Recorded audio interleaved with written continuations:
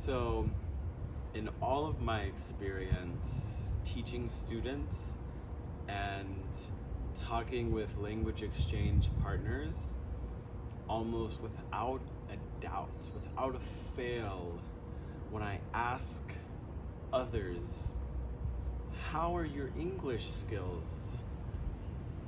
What is the response that I get? My English is very bad, or oh, my English is terrible, my pronunciation is terrible, this, that, the other. Stop saying this. Delete this from your vocabulary. Think about it. The words that we say truly have power. So, as you're learning a new language, and anybody who is a little bit more advanced in English or in another foreign language knows this to be true, you create a new person, a new reality inside of the language that you learn. It's called linguistic identity. And with every single language, if you are actually learning that language, you're acquiring it, you acquire a unique personality in that language, and most of that is actually informed by the people that you learn it from and the content that you consume within that language and the culture that hosts that language. So obviously your Spanish personality is going to be very different than your Japanese personality, because it's a mix of you and your uniqueness, the host culture of that language and its own intricacies and nuances, as well as the content that you consume. And there was one other thing I don't remember. So obviously if you're watching, anime to learn Japanese, and you're listening to, you're, reading philosophy in French, your linguistic personality in French is going to be quite different than your personality in Japanese, right? We can understand this at a conceptual level, and maybe some of you have experience with this at an experiential level if you're a little bit more advanced in English. But if we think about this process, we know now that this happens.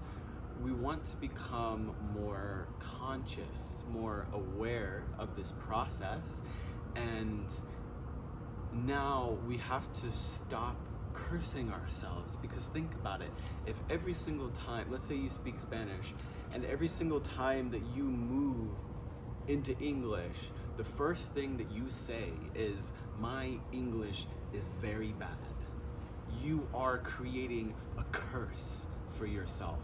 You are literally cursing yourself to have bad English. And you do this year after year, and you wonder why. Why does my English suck still? And oh, my English is very bad. My English is very bad. And it's like, well, that's because you're fucking speaking it into existence every single time you start speaking the language. So now your English might be very bad. True. But there's a difference between my English is very bad or my English is getting better every single day. How does that feel? Imagine that, right? What if every single time that you talked with your teacher, with a native speaker, you were practicing, even with your family, any single time that you were asked this one question, how is your English? You delete this from your vocabulary and you replace it with, my English is getting better every single day. Or, what a pleasure it is to be able to learn this beautiful language. Or, I'm constantly improving. I'm learning something new every single day. My English is better than it was a week ago. I'm going to be an English master soon. My English skills are impressive. I'm able to express myself fluidly in English. And even if it's not true yet, you have to feel that it's true, because if you can't feel and believe and see and perceive yourself in that space where you are fluent in English, how do you ever expect to achieve it, right?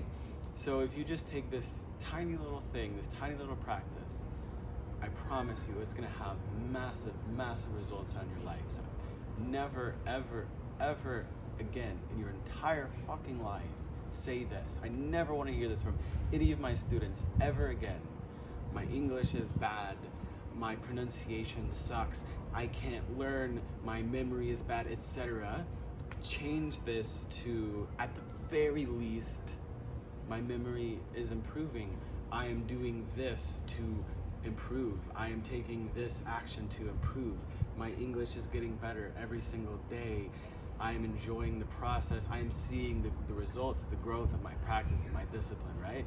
If you just do this one little thing, I promise you it's gonna have massive, massive results in your English learning process, in your journey.